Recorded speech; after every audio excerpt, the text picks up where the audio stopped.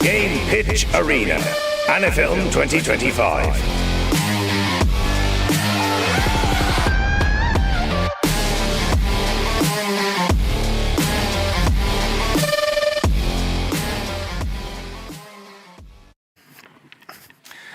Ladies and gentlemen, welcome to the Game Pitch Arena 2025.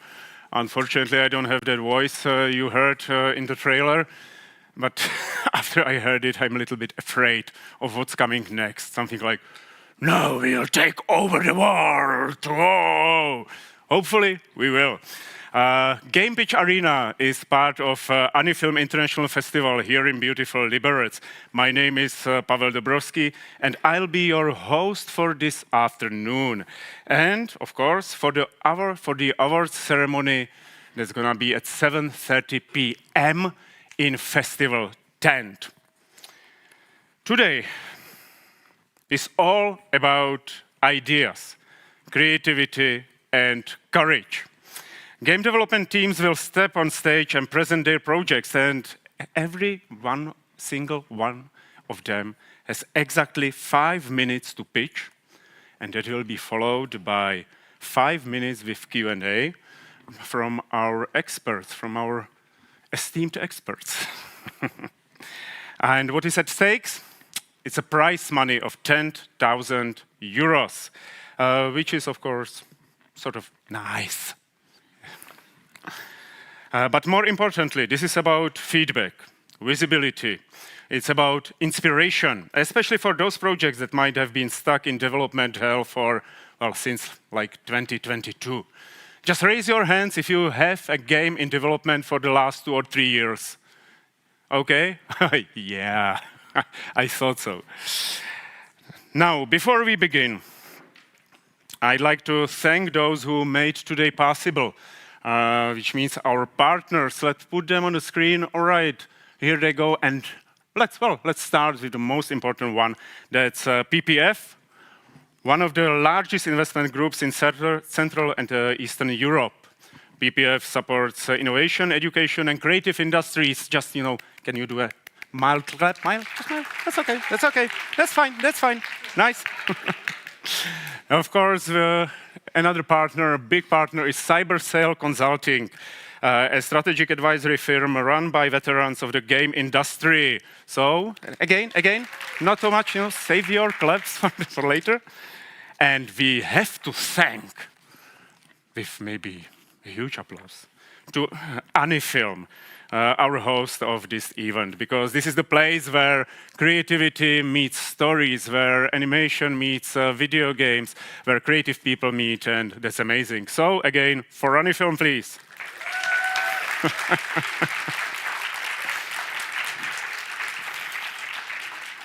Then we have Mavericks, and you're asking, what? Who? Well, it's a Prague-based law firm specialized in tech and gaming. They are the kind of people who can make a publishing contract sound poetic. Oh, well, at least painless.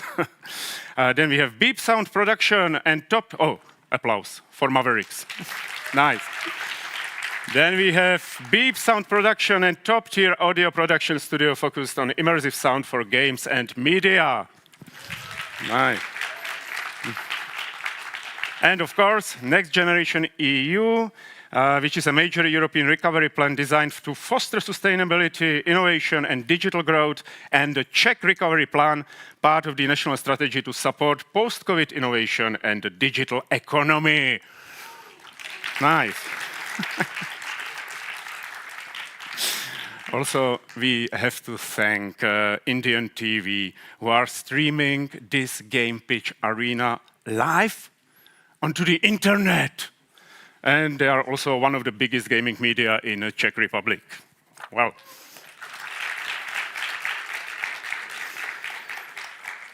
I know these things like these words, these sentences, these talks are usually too long, and I don't want to take your time, but I need you to introduce our experts, our jury.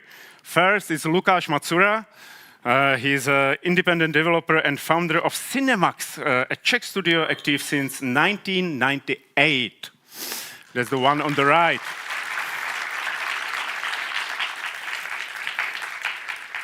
Mario Gerhold is former marketing director at Koch Media and Plion, now working with My Games on their premium label Knight's Peak.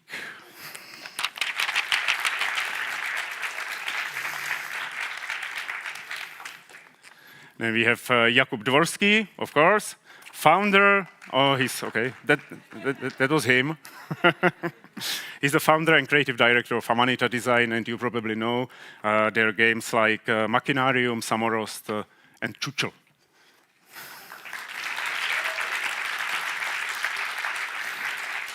We have Guillaume Jamet. Guillaume, with over 25 years in the industry, Guillaume has worked as publishing director for Plugin Digital and Dear Villagers. Now he advises indie creators through Aikin and Indische Partners.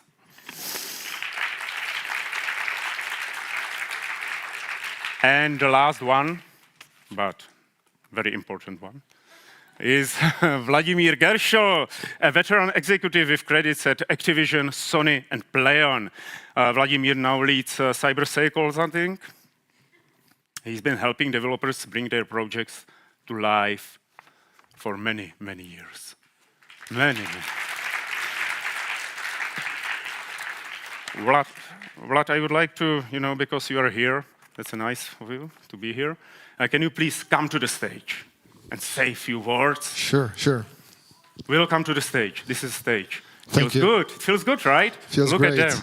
Yes. So we are here, Game Pitch Arena 2025.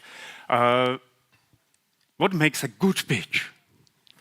So you said we should be short. So I think, good pitch is not only about your pitching abilities on the stage. Good pitch means, first of all, good game. And then also game that is focused on the right audience and the game you are presenting to the right partners. So all of those aspects, I hope we are helping you to shape with the Game Pitch Arena. For us, this activity is really, I believe, important because we are showing studios how they can penetrate the publishing market, how they can improve their games. So when you are watching this, when you are watching other games, not only your project here, try to take as much from the feedback from those guys, because I really appreciate that those guys are here. And I think their feedback is the most valuable part. So good pitch means, I think, listen and improve it then for the market. Pitching is one thing. The other thing is to actually get a publisher and to work with publisher. From your experience, how hard is it to get a publisher and to make it to the final line? That's impossible. No. Nowadays, it's really hard because the market is overwhelmed with games. Last year, 27,000 games were released only on Steam. So with the publishers, it's hard. That's what we in CyberCell are helping to the teams to find the right publisher, to make sure you're focusing on the right unique selling points. You have the real expectations. So it is hard. It's not unrealistic, but it's also great to think about other ways, not only getting publisher, but how to get there. So being part of Pitch Arena, having some governmental grants, Creative Europe grants, to basically, not lean only on one thing and try to get the investments and make as much game as possible or as big piece of your game before you go for the publisher. All right, and maybe you already mentioned it, but can you give one piece of advice? Another piece of advice, second piece of advice. Before you join your fellow jurors over there, what would you say to the people that are here that maybe are not in the pitch arena, but they are thinking about next year or their next project? I think I have mentioned that, but so my biggest advice is to really try to look at the game from the perspective of publishers. Those guys are trying to see the value in the game. They want to make money for them, but also for you. So try to understand their point of view, try to understand their comments, because publishers in some point are your customers, not players. So try to listen them and try to adjust the business case and the whole game for them. All right. Thank you. Thank you, Thank Vlad. you. Please take your seat over there. Yes.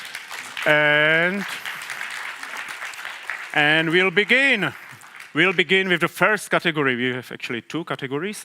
And the first category is called Enchanting and Experimental Genres. Wow. This section is dedicated to smaller projects, games with Experimental genres.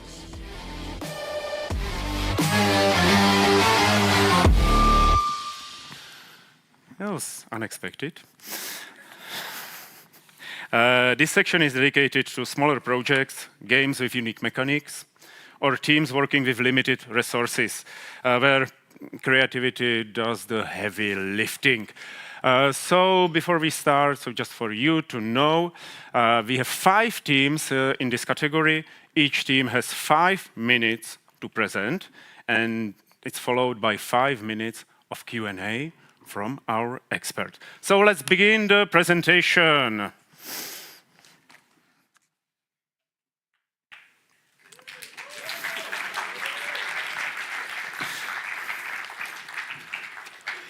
Okay.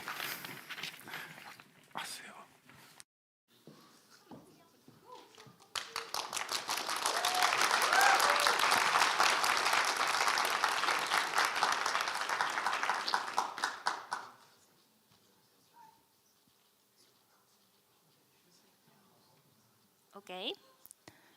Hello, I'm Petra, and let me introduce you to my game, Missing News.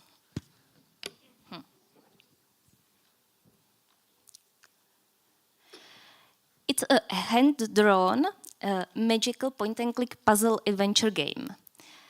A cozy one where you solve puzzles and search for your missing cat. Let's see a short preview.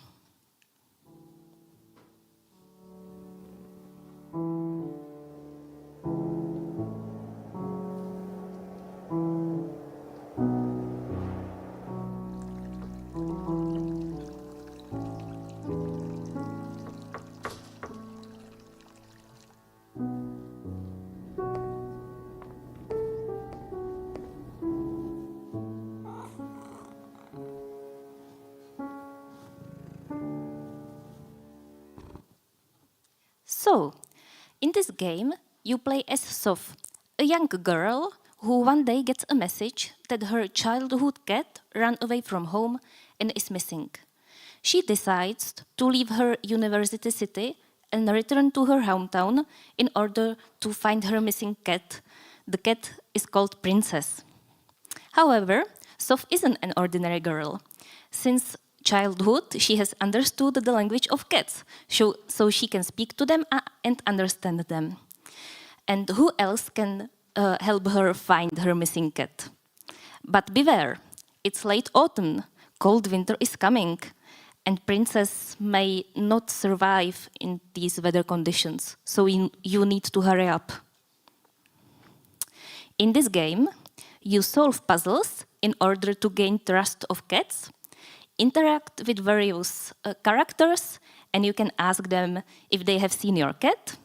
You explore your hometown, Carlsberg, and see what has changed since you left for university, and play various minigames, such as designing poster for your missing cat. And what about the business side of things?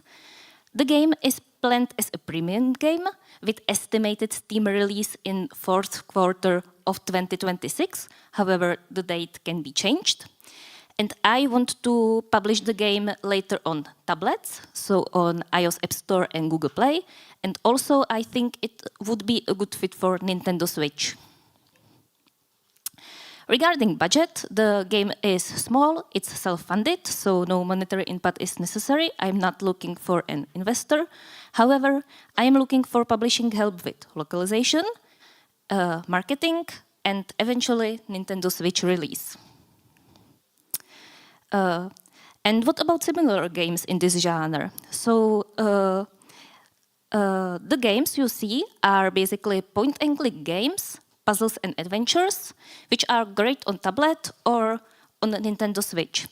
Similar themes and gameplay of these games include narrative point-and-click experience, such as in Night in the Woods, solving puzzles and experiencing emotional storyline, such as in When the Past Was Around, finding your missing cat and talking to her in Friend Bow, and multiple puzzle minigames in Rusty Lake series. And last but not least, let's meet the team. It's mainly me. I'm the main developer. I'm Petra. And I'm working with 2 other people, Lenka, who composes music for the game, and Daniel, who is a sound designer. And that's all. Thank you for listening. You can scan the QR code in order to visit the Steam page of the game or contact me at the email.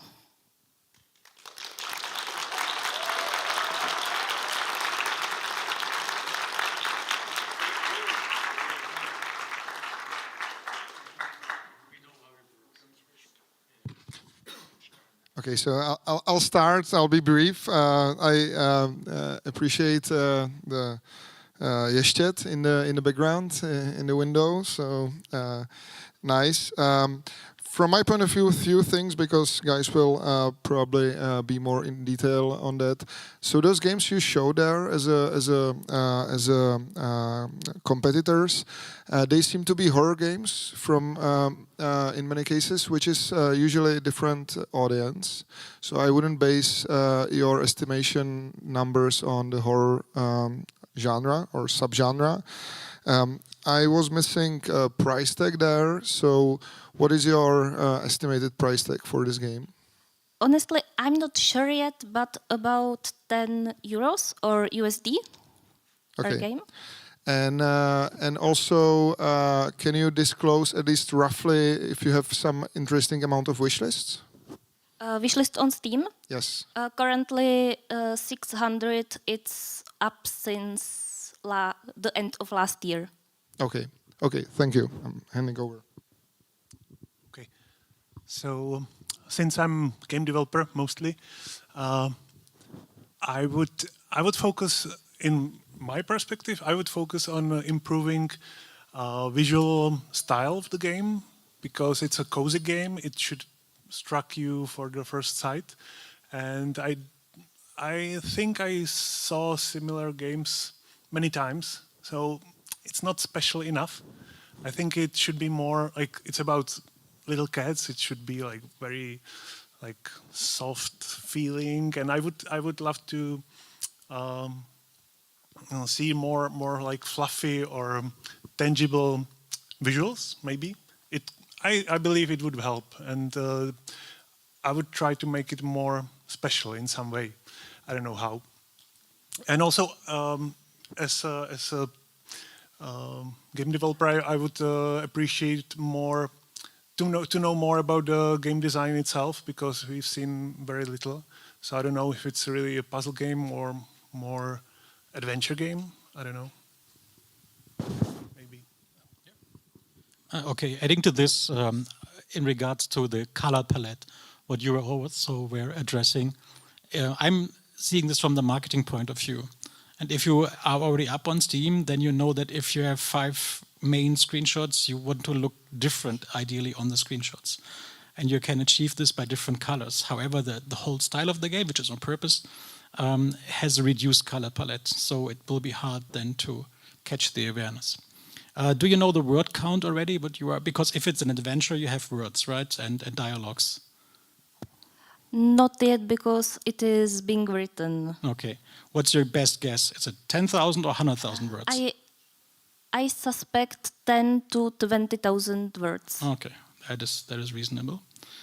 Is the gameplay experience linear? So when I'm through, I've seen it from A to Z, or? It's linear with branching choices. So you can, for example, there's a main story, and you can do some like side quests, but you don't have to. Okay. Coziness is the key. I'm currently also working on a cozy game, and I learned that in the last 3 years there was a massive release flood of cozy games here. Are we maybe too late to the party? What do you think? Have you seen the number of cozy tags when you search on Steam? Yeah, okay. So this is quite hard then to stand out. I think this was pretty much it. And if you have to make a choice, and also referring to your question, is it more an adventure or is it more a puzzle game? I would say more puzzle. Okay. What you can do if you're presenting to a publisher, you are basically making a grid or a graph that says like 30% is puzzle, 60% is, and so on, yeah? To give a bit of quick understanding how to position and place the game. 70% puzzle and 30% adventure. Okay, cool. Then it's puzzle. Thanks. Thank you. I missed an information about how long is the game? Yeah, it's 2 hours main story, 3 hours with side content. Okay, so that will be my main concern on my side, because I've seen many projects, and usually when you think it will be 2 hours, it's less, and you think it's 3, and you know the rule on Steam, right? That people can be refunded if they play less than 2 hours. So I would say that would be your main risk, to be honest. Very short game. People tend not to be very fair to developers because they don't hesitate to refund, even if it's a nice cozy game. So my first advice would be to be careful about the game length. Maybe you should find some additional mini games or puzzles to add in order to artificially, but still providing a good experience. That your main story should be at least 3 hours. You should aim for 3 hours at least, because if you do that, you maybe have 2 hours and a half, but you should try to go longer. And also my advice about honestly, it will be hard to find a partner. It's hard to find a partner for anyone today. But for small cozy games, as we said, it will be even harder. I would maybe not lose time pitching publishers, but I would rather maybe try to reach for those small marketing agencies who can help you for a rev share, so that you won't pay anything to them. But if they like your game, they can provide PR and some services and help and take a cut out of your game. I think that might be the best scenario. We can discuss afterward. I don't have any names to drop right now, but we can look into that. And yeah, that would be. And also play your personal card. That's one of your first game, I'm sure. And one of the key of success of the game like yours is people care for the developer, at least as much for the developer as for the game. And if you can break through some wholesome communities, and people will help you buying the game, and that's also very important. So you should use that game as a personal branding stuff also to prepare your career in video games afterwards. Thank you.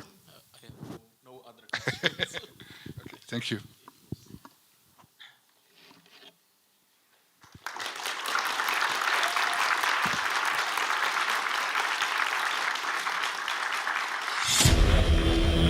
Enchanting and experimental genres.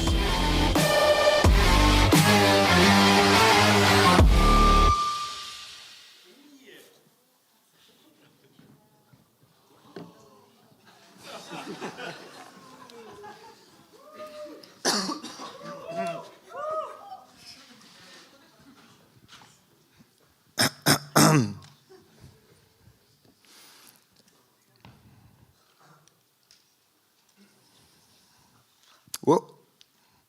Okay, hi. My name is Maciej, this is Lucia, and we are from a group called Herdek, and we came here to present our game Pirch. And let me start with what Pirch actually means. It's a name of a somewhat traditional Czech card game that all of us, or most of us, learned when we were little kids. And we decided that we want to make a game about it because there are not that many games about Czech traditional card games, and we decided we want to connect it to another traditional thing, or one could say a cultural heritage we have, which is drinking beer and going to a pub.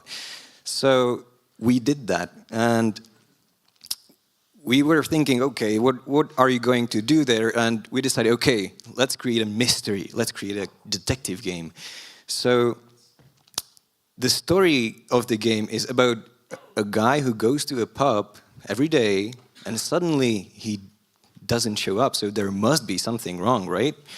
So what you do is that you're sitting, you're at the table in a pub with your mates and you're talking to them.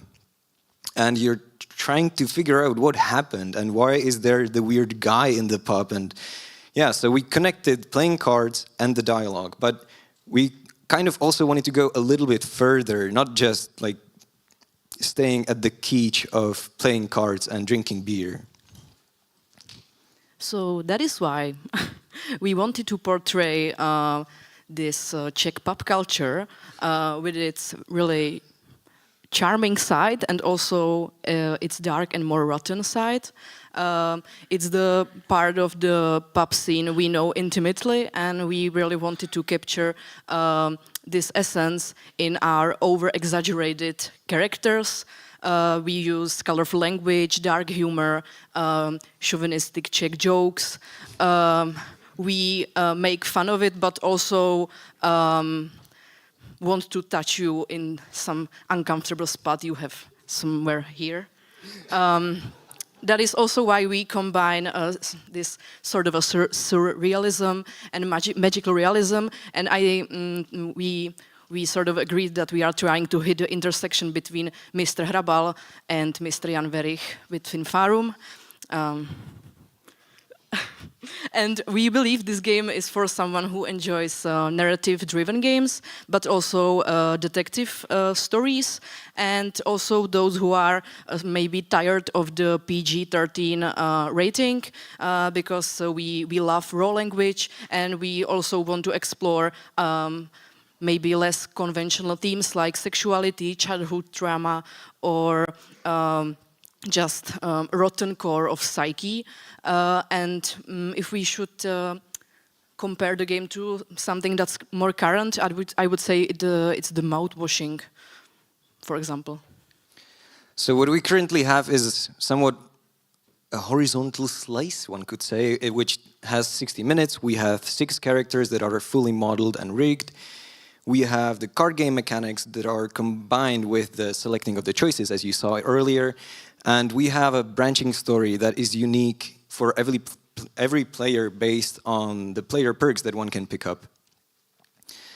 And, oops, whatever, there's no image. But what we want for the game to become now, we want to kind of finish this transition from a festival demo that we kind of have into a full game, which is basically by expanding the card game mechanics and linking the card game more tightly with the story, making the branching dialogue more complex, and also to have a professional translation, because now we just translate it ourselves and it's not that good. And we would like to release the game by the end of this year. So to sum it up, what would we need the financial support for is to finish the full version of Pirch, and also to, support our time that we would spend on marketing and distribution. And quickly, who are we? We are a group of 5 twisted individuals from FAMU Game Design. We are all soon-to-be graduates, and we. As you can see, we won this small award at the final festival, and you can also play the game in the game zone. There is a playable demo. And thank you so much, and also feel free to reach us to us in person. Time is up.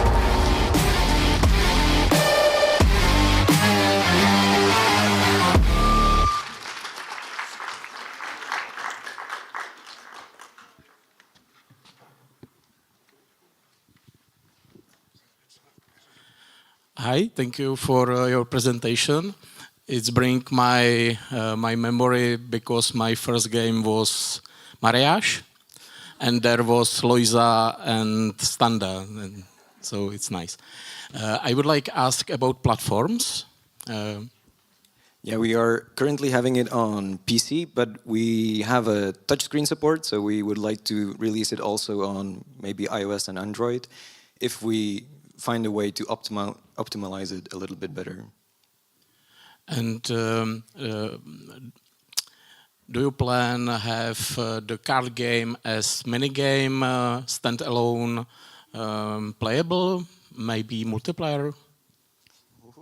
If you think that's lucrative.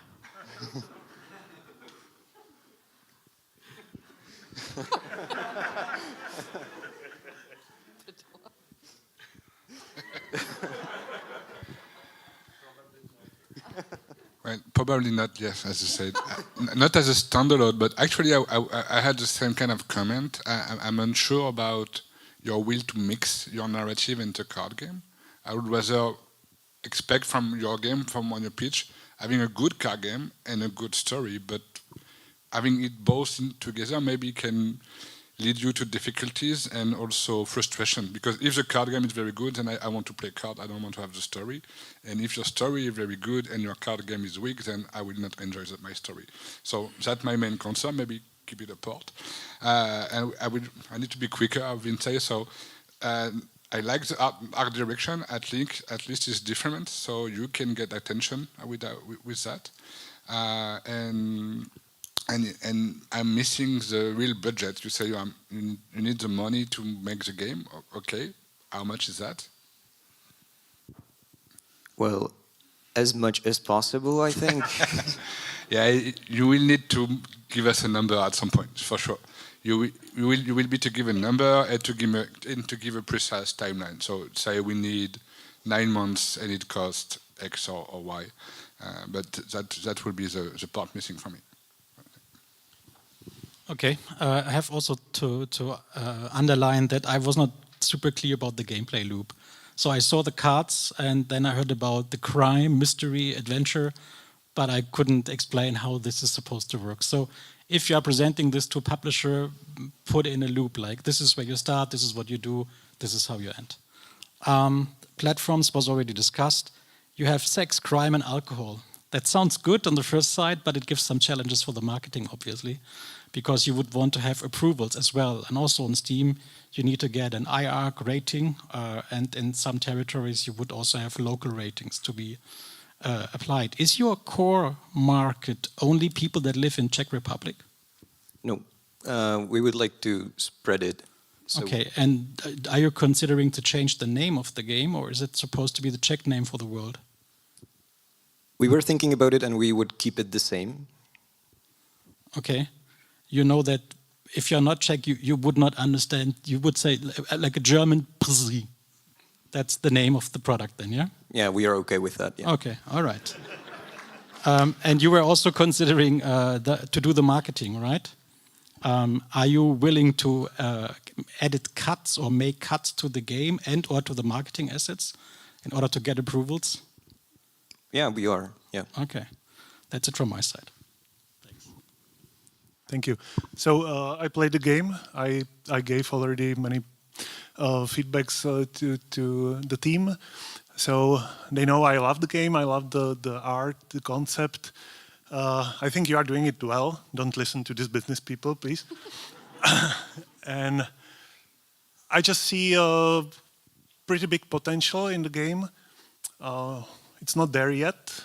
It's just a little plaything so far. It's good, but I think it could be reworked to something much bigger, much more complicated, and more fun in the end. But it will need probably many years, or at least a few years of work and solid budget. So good luck with that if you decide to follow this journey. But otherwise, I think it's good. I love the idea that it's something new. It's kind of different genre. It's adventure game or storytelling game, where the card game mechanic is just the engine to move forward.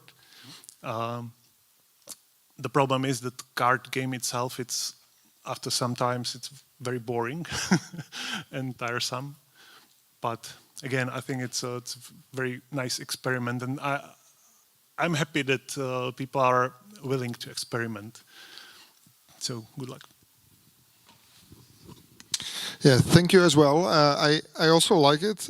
It's really it's challenging even for us to understand the game. But if you do a bit better job by explaining it, because not always one of publishers you are selling the game for is describing it to others afterwards. So I think you need really to specify way better what is your target audience. Like if it's really puzzle game, then as Kuba said, like how to avoid the repetitiveness of the mechanic.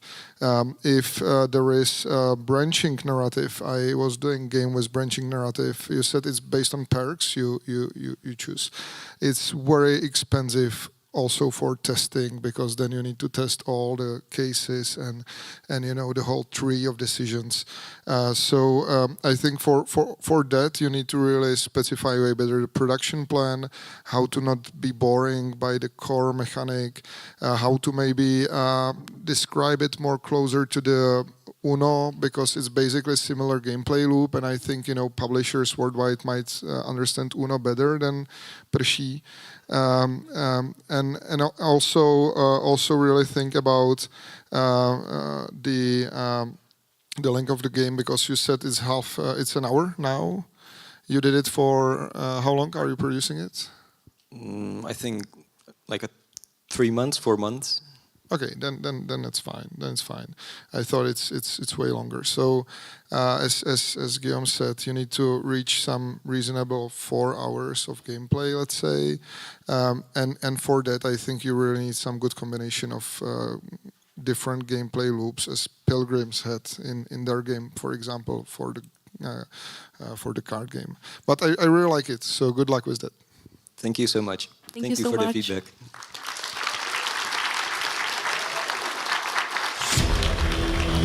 Chanting in experimental genres.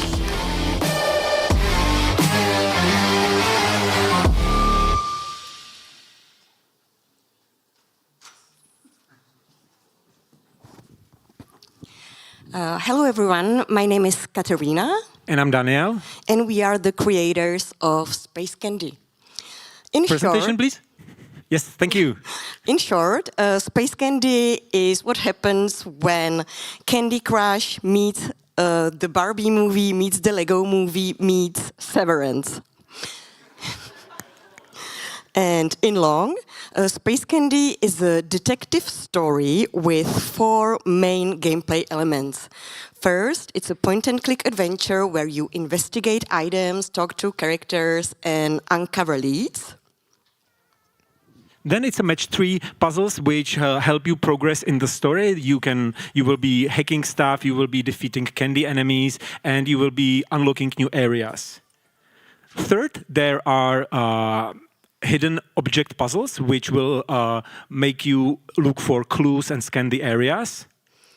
And finally, there is a whole level of exploring the corporate candyverse, which we filled with hidden jokes, lore, mini games, and all sorts of fun stuff.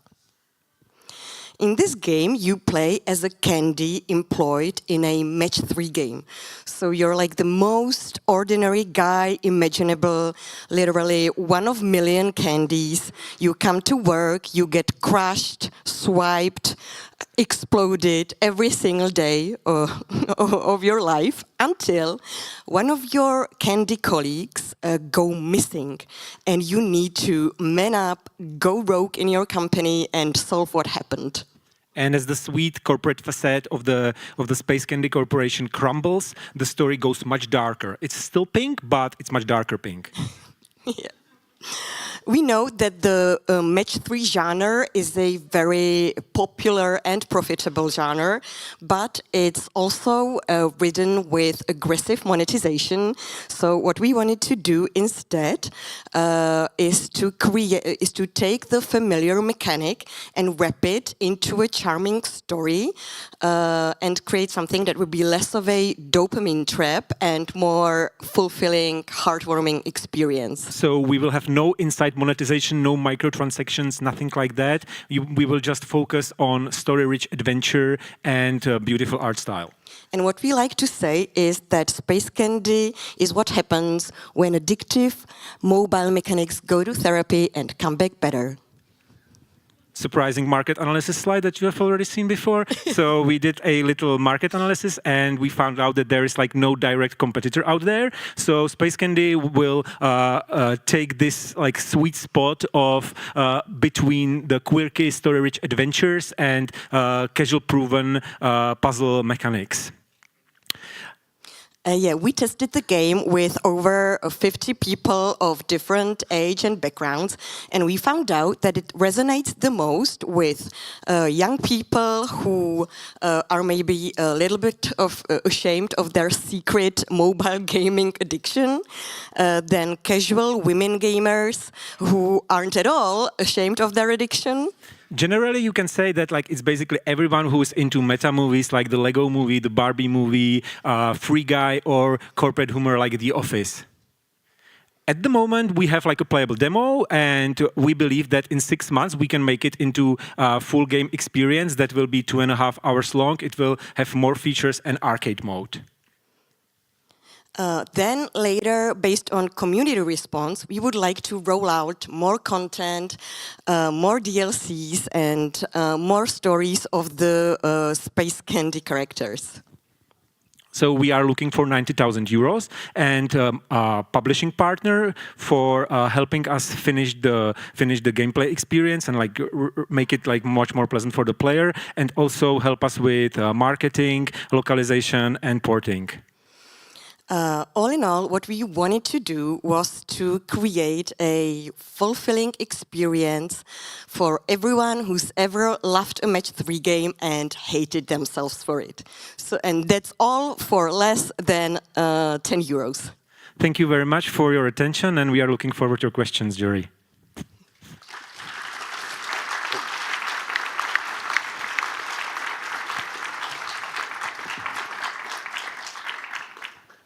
Test. So yeah, this was a wonderful presentation. You guys have rehearsed this, yeah, and well done. I have to say this from my marketing point of view. You said it's 4 games in one. You have point and click, you have match 3, you have hidden object, and you have exploration.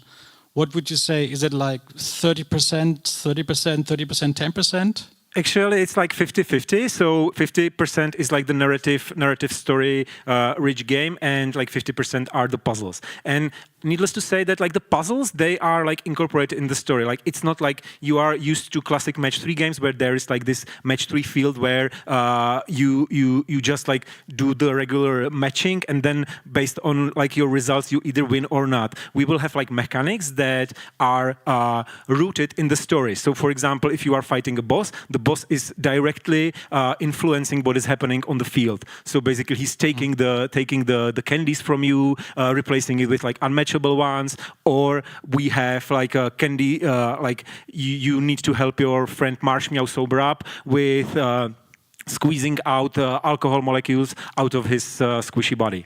Oh, don't call it alcohol. For the younger target audience, call it juice, something. It's the juice, yes. Yeah. Just saying. Today I was working on age rating submissions. Sorry for this. All right. I think that's pretty much it from my side. Yeah, thank you. I will also congratulate you for the presentation. It was very nice. And that pitch also is exactly how I recommend studios make a pitch. So short visual slides. That's why you want to have that for everyone else. You want to have those very visual and short slides that get anyone who reads it wanted to talk more to you, and that's exactly what you have here. So a very strong pitch. I will just mention again that 2.5 hours as your goal for the main story is not enough. You will probably do less than that, and if you do less, then you have a risk for anyone. But otherwise, you have a strong case to go to publisher. You have everything people look for right now: small budget, so low risk, short timeline for at least first version. 6 months is short, so that's also less risk for a partner. So yeah, if you solve that main story length issue, I think you have chances to find some money on the market right now. Thank you. I have only one question. What's your primary platform? Is PC and PC gamer or mobile and casual mobile players? Thank you for the question. We didn't mention it in the pitch, but like at the moment the game is developed as a desktop PC/Mac game, but like we are aware that this game will like really well resonate with Nintendo Switch players. So that's one of the like main targets we would like to achieve. Yeah, but what really surprised us during our playtest sessions were casual women gamers who are used to just casually swipe at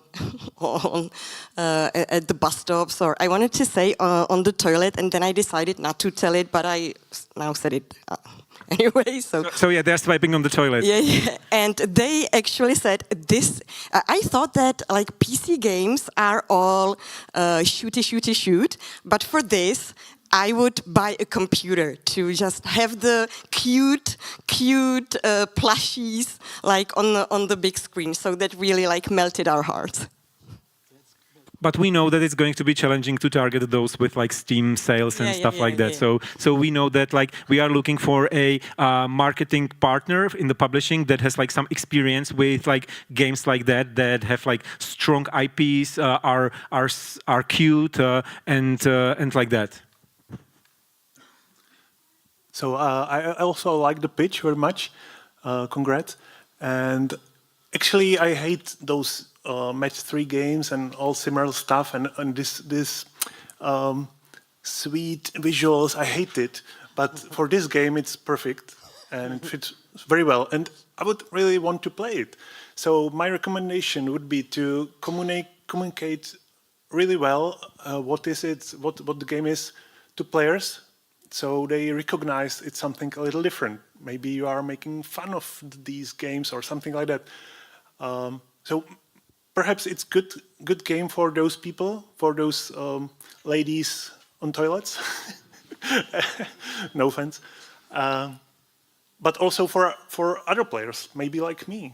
Yeah, we actually started to make it as a hardcore corporate critique game, but when we are in some like very early stages of discussions with a publisher who recommended us to soften the critique, keep the humor, but we didn't want to offend those who love this type of gameplay, so we softened the edges a little bit, but we are aware that for the real players, it might be kinda like suspicious and not gamey enough for them to play it. So we plan to promote it as a narrative game, as a narrative detective adventure for PCs, and then for mobile as a puzzle game with a story. Yeah, I think it's a good idea. A guilty pleasure with more deeper things going on. And also, if you are interested in playing our buggy demo, we would be love to send it to you. Just to add something, don't change anything from a publisher unless they give you money first, you know. Thank you. Thank you. Yeah, unfortunately we are out of time, so thank you very much. It was really great. The only thing I was missing a bit was something about replayability, and I think that's for match 3 games it's very significant to have replayability. For puzzle games not, so I think it's good to incorporate this. Yeah, it's a very short answer for the full game. We plan to add like arcade mode where you can like replay those match 3 puzzles from the main menu. So as you progress in the game and you go you solve some of those match 3 puzzles, they will automatically unlock to you in the arcade mode. So when you finish the game, you will have all the match 3 puzzles unlocked in the main menu. Perfect. Thank you. Thank you very much. Thank you. Bye. Chanting in experimental genres.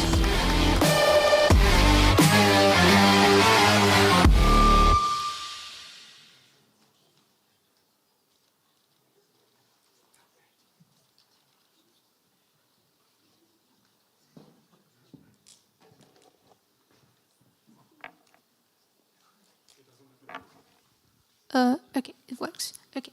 Hello, my name is Maria Hodor, and today I'll be presenting you the pitch presentation for my prototype named Mishu's Adventure.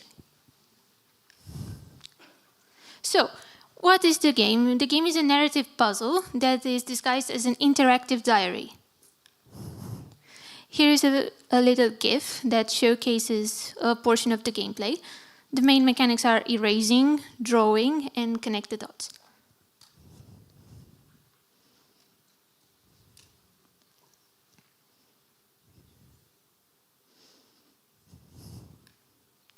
So the core gameplay loop is that you interact with the diary.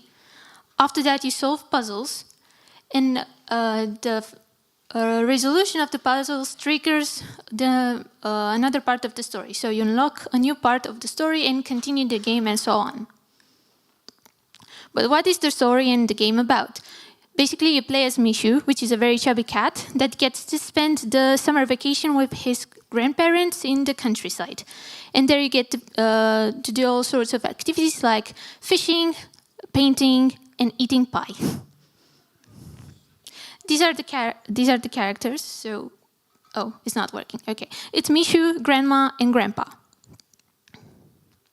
The gameplay, so everything about the mechanics and the story all trickled down into creating a very cozy and relaxing atmosphere, which is experienced by the player through the help of tangible mechanics. So erasing, drawing, and connect the dots. Everything that the player does has a direct impact into the game and into the story. This is how they experience the story.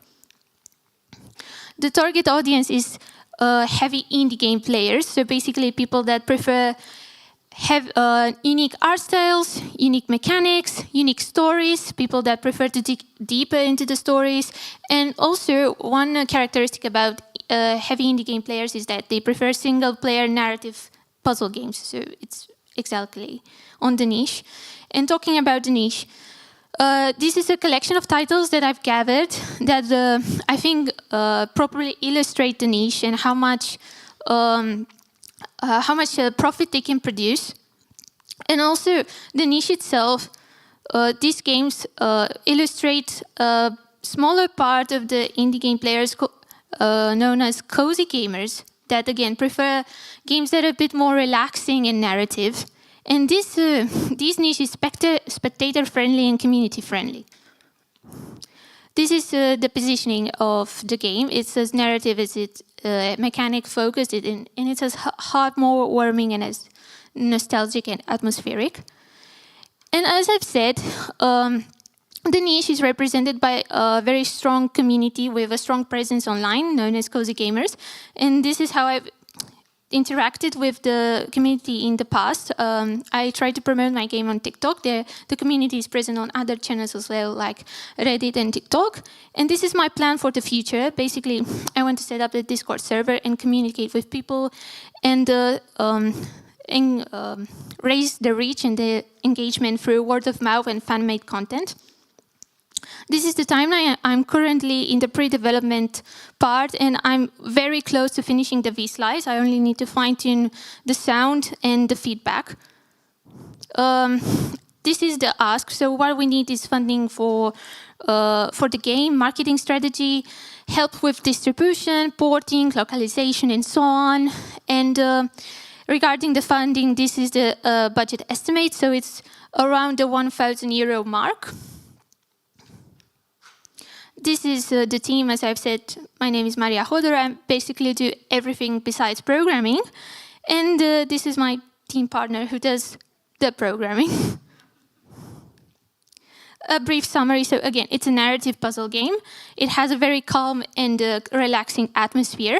So far, it's only a prototype, and I plan to post a far more developed demo with a better name. So far, it only has a placeholder name. And this is my contact. You can scan the QR code, and this is my email address.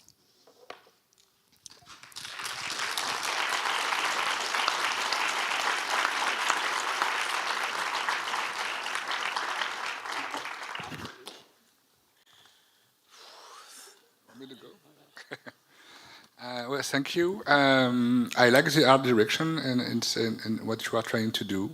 I will have the same kind of question on the others about the game length. How long do you think will be your game? I think it's around the 1 hour mark. But the way that it's structured in 4 chapters, and chapter 3 basically contains the most number of minigames, so I can actually add minigames if it's necessary. The way I've thought of the game is that I have 3 core mechanics that I just use to mix and match and create new puzzles. But it's the same 3 core mechanics, so I can get very creative with that.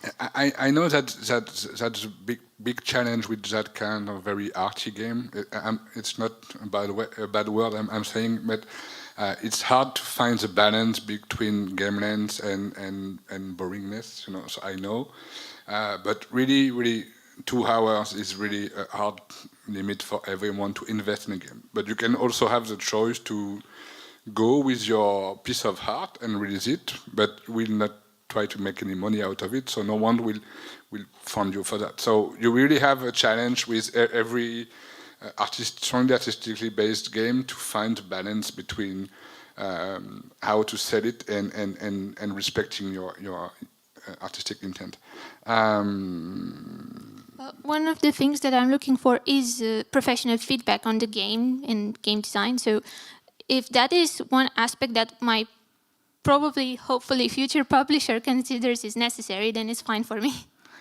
Yeah, and just also, I will let people more qualified about games talk in a second.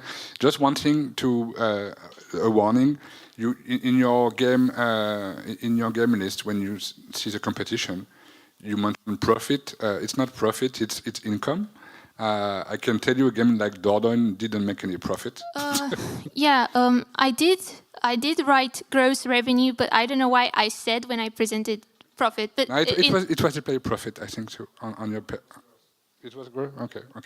But it's not profit, and be careful also because some of the game you listed are known to have lost money. So it's hard to make a case of game who are not successfully. But I would like to say that this is great to have this market research as one slide, because there you can position yourself as you have done with the positioning graph. When you are showing the positioning graph, give a second to digest for the audience. You would say like, okay, on top you see, on the bottom, on the left, on the right, and then you pick out 1 or 2 examples and why you are in a different space. The research, you talked about this, the pricing. When you have 1 hour or 2 hours, you would see the game more in the ranks of $4.99, $7.99. Is that right to assume? I did see games that are generally around the €5 mark. Okay. Yeah. All right. And probably with all the Steam sales, around the €2 mark, actually. Sales on top, yeah. Okay, thanks. That was what I wanted to know. You have one. Yeah. Now we can talk together. Yes, perfect. So I think you are doing everything right. And I think this is a game which should work very well with kids. And I still think that there's a too little quality game for kids. So I would go for that. And I would play test with kids a lot. I would really recommending it. And maybe you can release the first chapter for free and then find funding for other chapters which will be paid. Maybe that would be part a of my model. plan. Yeah. Maybe that would work. And you can build a community of parents buying it for their children and playing it with them. Maybe it's something I'm really lacking still, because there's, as I said, there's very little quality content for kids. So just repeating myself, playtest a lot with all kinds of people, especially kids. Yeah, that was actually my point as well, because to be honest, those mechanics, as you mentioned, that they are like you are combining them, then they don't seem challenging to me like at all. Like it was hard for me to imagine from the designer point of view, you can find very interesting challenges for older audience. So I think it's important to then frame it as the young audience game, kids game, or as you said, very relaxing game. But then there is a lot of text, so maybe it's important also to describe if the text is narrated for those kids, maybe amount of languages and so on. Because when I was doing, for example, game for the whole families, we were voiceovering it to 24 languages, and that's a huge cost on top. Also, I wouldn't mention, you had there like 90K plus. For publishers, I would present them those 53Ks because those marketing costs, they will count with them anyway on their site. And for 50K game, it sounds way more sellable than for nearly 100K game if you compare it to the previous one, for example. That's it because I need to be short. Lukáš? Thank you. Thank you. Thank you.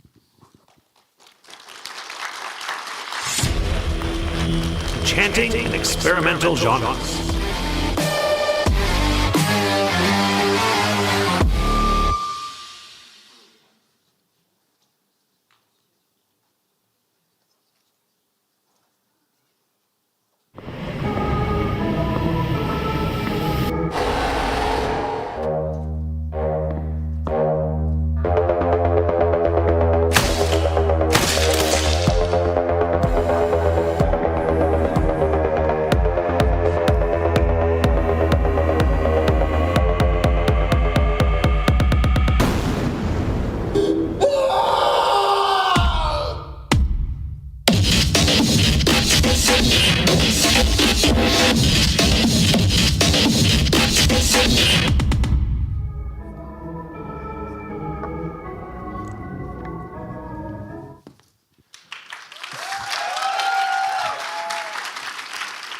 Hello everyone, my name is Michael Tansura and this is my survival horror game Paravoid.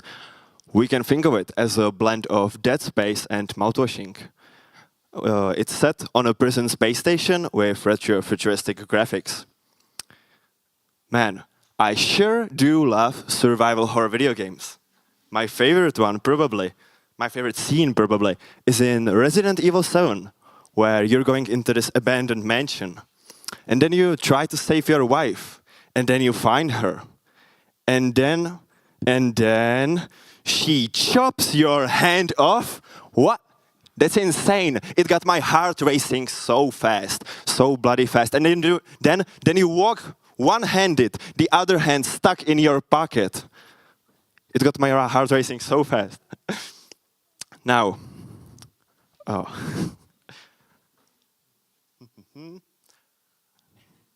Now, after that, we just glue the hand back together. Well, that's not very scary, is it? Seems like something's missing. What's that?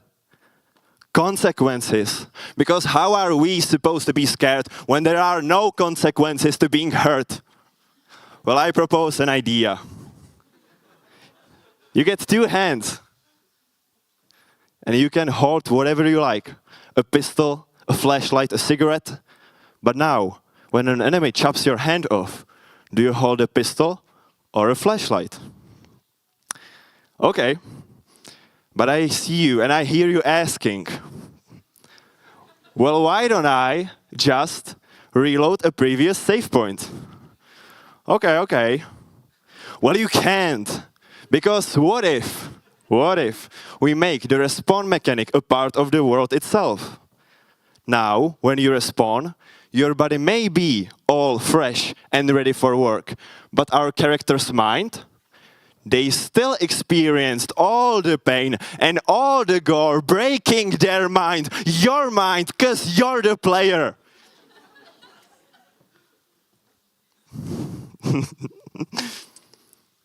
Now, for each death, you go a little insane. Longer hallways, whispering eyes, so many bloody eyes! Did I saw something? Or am I just being paranoid?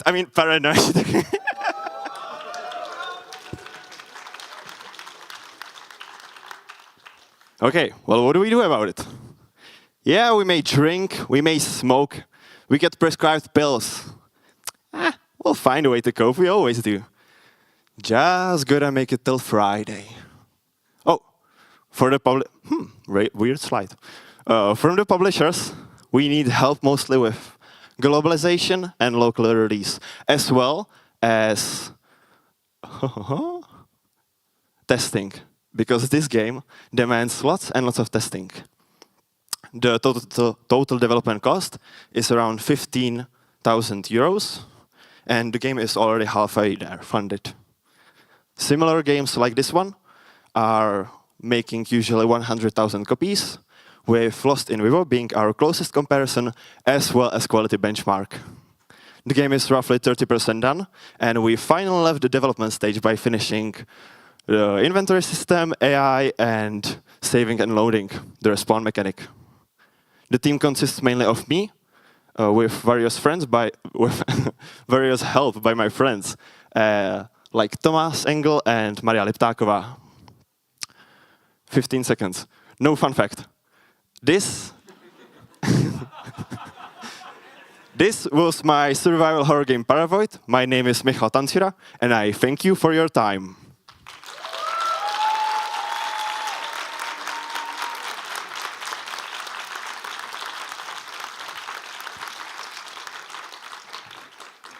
Thank you for your presentation. I'll start, I'll be brief. Just to explain how we work in cyber sales. So we run around Word and pitch games to publishers. And my main problem with your game is that I would need to take you with me because I wouldn't be able to impress the publisher probably that much without you. So that's the tricky bit. But I really enjoyed it. Really nice. I leave it for guys. I think the budget is very low, which is good. So you can find probably some small publishers because it's very low risk for them. And I think those mechanics are interesting enough. But please. This is not my field of expertise, but I like it really much. Thank you. And I just wish you good luck and incorporate there as many crazy ideas as possible. Just fill it with your creativity. I'll try my best, sure. This is a mature game, so you would want to consider target audience, at least for the slide, 18 to 35. Yes. Whoever buys it later on, yeah. I was really impressed by the stage show, totally maybe distracting me a bit from the game. What did I say here? Yeah, you showed a lot of Resident Evil stuff.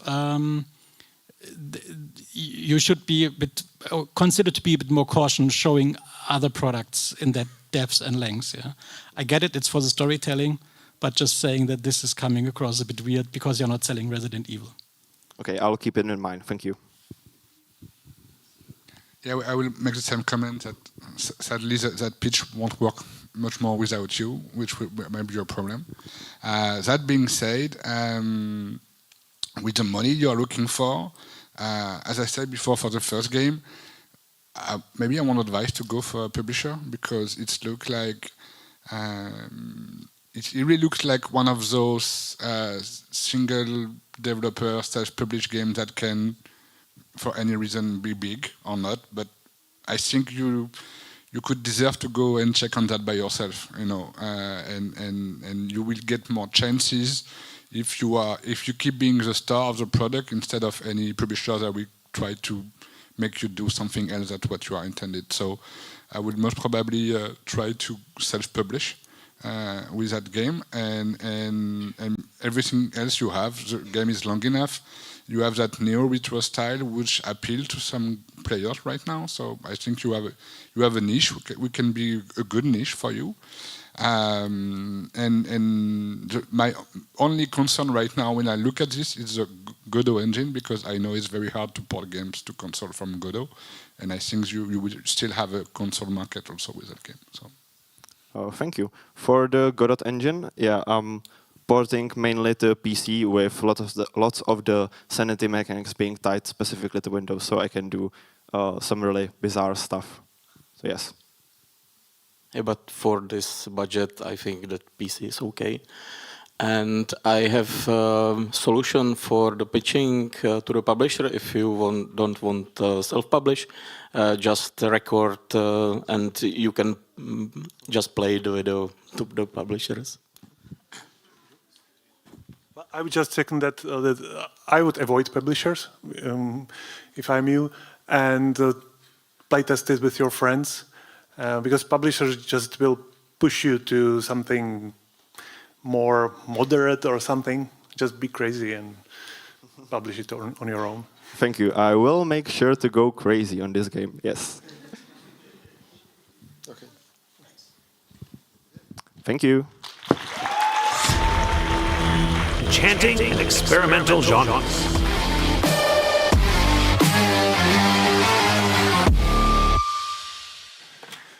All right. All right. Wow. What games? Thank you. Oh. Now we'll take a short break, 10 minutes long break. Then there will be another category with another games. And I ask you now, please do not leave the hotel. It's not possible anyway. The door is locked, so you cannot get outside. You need to be here with us to see another games that are in the category that's focused more on A and AA titles. So, 10 minutes. That means we'll see you here, let's say, for 4:55, okay?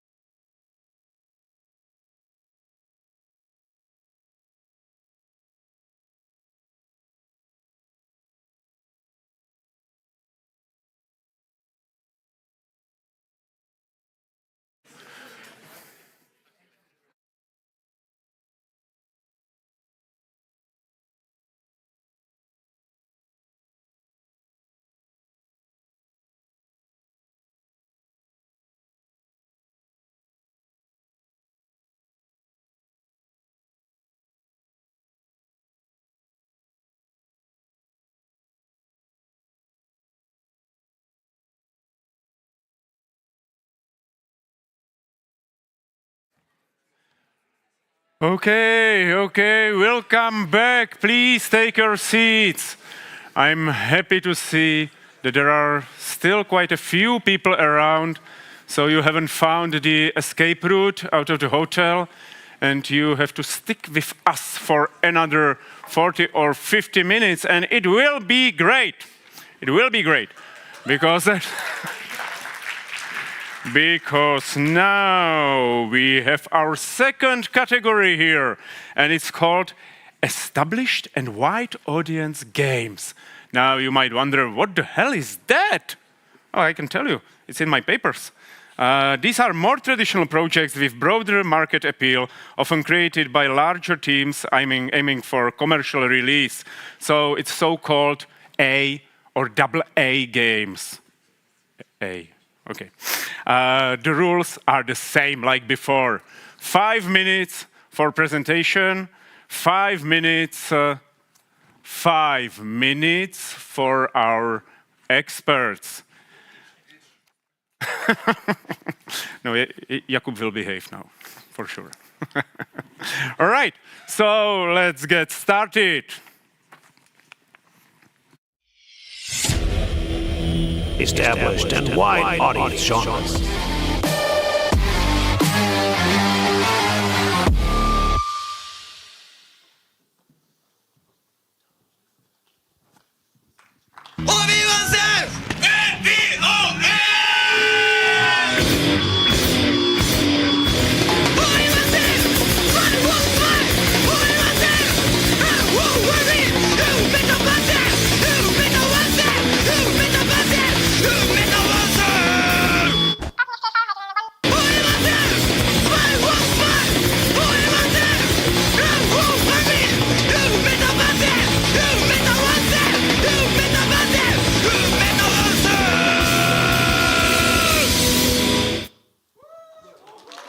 Hi.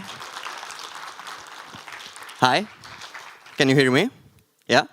Okay, so my name is Adam, and let me present to you Hyperblade, which is a third-person arcade speedrunning game when you roller skate through dystopian city, and you do tricks and all kinds of stuff and try to be as fast as possible. The game is about Nyx, who's a teenager revolting against her pack of raiders, so she decides to apply for a job at Evil Megacorp. And the whole game is the series of tests by the Megacorp. So the game is all about excitement and speed, and you try to get the best time in each level. The levels are between 10 and 40 seconds. You try to find best shortcut, and after that you try to maintain momentum and get as fast as possible. You can do all sorts of tricks like jumping and doing grabs and grind and wall rides, and you gain excitement, which you can exchange for a push forward, which can save you from like a serious situation, or it can make you even faster. You also can optimize like a tough section by rollbacking time, and it also helps the game, makes the game more approachable and like easier to learn and to play. And you can also race against the other people's ghosts, so it's less lonely. For the visuals, it's a stylized, low poly 3D graphics with a lot of grain, and there's like a high contrast between the dark, grayish environments and the colorful characters. There's also a narrative part of the game, which is sort of a visual novel type of thing. And it's more visual than a novel, few words and more motion design and stuff like that. There are a few similar games. I would mention Neon White, which is also a speedrunning game from first person, which is also a visual novel. And other one is Bomb Rush Cyberpunk or Rollerdrome, and I sort of blend between these three. For the budget, it's around, in euros, it's around 27K, but most of it is like my internal budget, and I'm the sole dev of the game. But what I want to help with is the porting to Switch and marketing. and I want to release the game in spring 2026, and maybe later that year for the Switch. And you can play the game in the game zone. Thank you for attention.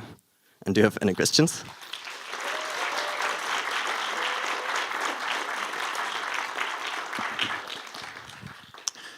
Thank you. I love the song. What was it? What was that?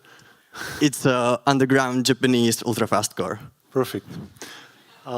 Would be ideal for soundtrack for the game if you are able to persuade them. I love the dirty art style. I would make it even dirtier if it's possible somehow. To make it more extreme, just push to as extreme as possible from my perspective. Yeah, thank you. You mentioned you can race versus ghosts of others. So how do you get the ghosts? Is it a multiplayer? Do you have to download them? Or? Yeah, it's like basically async multiplayer. It's already implemented in the demo in the game zone. Okay. And mobile is a platform that you have ruled out? I'm not sure. Like I haven't really thought about mobile, more Switch, because I know that it benefits from the shorter player sessions. I haven't thought about porting it to mobile, but it's possible. Yeah, for sure. Do you mean Switch 2 or Switch 1? Both of them, both of them can handle that. Yeah. So. Okay. Thanks. You went quickly on the budget. I wasn't sure because you mentioned almost 700 total budget. And then you mentioned you were a solo dev. So can you just display quickly the budget? Yeah, for sure. I mean, you can see that most of it is it's in Czech crowns. So. Okay. Yeah. So sorry for that. Okay. I wrote dollars on mine, so it's very different then. Yeah, so but basically you can see that... makes perfect sense now. All right. Yeah, that's... And yeah, otherwise I agree with going dirty with the art direction. That's how you will differentiate yourself on the market. Sorry. No, I would have the same feedback about the art direction. I agree that you should give everything you have, making it in that style and as dirty as you can. Okay, thank you. Yeah. I have a question. Why you choose Switch and not PlayStation and Xbox? That's because of the shorter session, and I really like the portability of the platforms. Benefits from you can just turn on, play a few levels, and I find it will be more successful on this kind of handheld platform because of the shorter sessions. It also will be a shorter game. It will be 3 to 4 hours of gameplay. Yeah, but it's yeah. I want to switch port to Switch first, but I don't rule out other platforms. Yeah. Okay, and can I ask what technology you are using, Unity or? Yeah, it's developed in Godot. And also, yeah, and a Blender and all the usual stuff, yeah. Thank you. Thank you as well. I really think this game can be interesting for content creators. That's my field. That you can make a lot of interesting, nice videos, crazy things. So have you tried it with some of them? Have you discussed it with some of? Yeah, sure. Many people told me that they would love a level editor, and actually, there's always a possibility there. It's really difficult to develop this sort of environment, but yeah, it's totally possible, and I really love the idea. So it could be. I have the level design is basically made out of blocks, so I sort of make the possibility easier. Yeah. Okay, but I was also talking. That's a good point. But I was also talking about content creators like YouTubers and so on. Oh, okay, yeah. So I think for them it's also nice. This game can be you can motivate them by having different crazy achievements. They can have some weekly challenges, stuff that is basically doing more interesting continuous content. And I think for this game it would work very well. Other than that, I really like it. The only thing is that we worked with some other games that are focused on running and parkour and similar mechanics, and it is hard sell. So I think the part with the story that motivates you to play. That's important to describe more for publishers to explain what is the audience. Maybe have the split between that and the gameplay on the rollerblades. Yeah, thank you. That's why I did actually the visual novel, because without it, it was like sort of like empty. Like, yeah, it increased motivation. Yeah, for sure. Okay, thank you. Okay, thank you.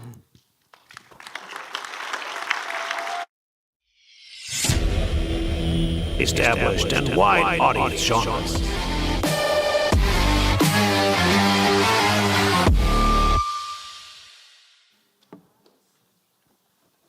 Hello. Hello.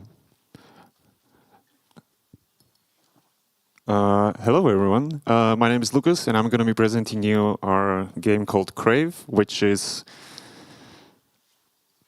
it's a hand-drawn 2D hand-drawn adventure, which was crudely coined as a Metroidvania. So it's like a non-linear world, a lot of screens, which provides you with or tasks you with like skill checks in terms of like platforming and combat, but also like puzzles which you have to overcome utilizing your carnivore arsenal of the wolf, like the main protagonist. So our sort of like inherently fine or a cool mechanics, which would you call like unique selling points of the wolf. One of them is sniff, which you like sniff stuff in the environment, which should provide like hints to overcome the puzzles or I'm sorry, to venture through the environment, which is like locked behind gates. Then you have the devour ability, which you have to like find stuff in the world, the creatures that you can see. I'm sorry. Basically, it provides you with additional abilities to progress through the environment, basically. The last one is like kind of like gimmicky. It's like utilizing urine, so you can like mark your certain parts of the world, which you can track back to later on.